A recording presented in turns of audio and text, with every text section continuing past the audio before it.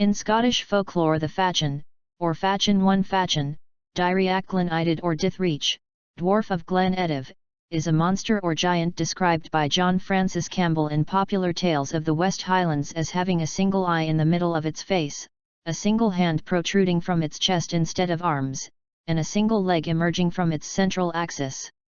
It has a single tuft of hair on the top of its head, regarding which Campbell says it were easier to take a mountain from the root than to bend that tuft.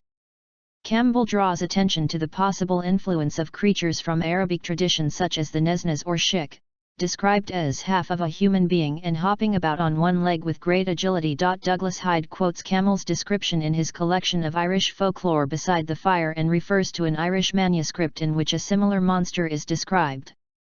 He held a very thick iron flail club in his skinny hand, and 20 chains out of it, and 50 apples on each chain of them, and a venomous spell on each great apple of them, and a girdle of the skins of deer and roebuck around the thing that was his body, and one eye in the forehead of his black-faced countenance, and one bare, hard, very hairy hand coming out of his chest, and one veiny, thick-soled leg supporting him in a close, firm, dark blue mantle of twisted hard thick feathers, protecting his body, and surely he was more like unto devil than to man. 2. Hyde suggests that both descriptions represent branches of a common Gaelic tradition, and that the word Fachan may be a diminutive of the Irish fat hatch, giant, and related to the Scottish famhair, giant.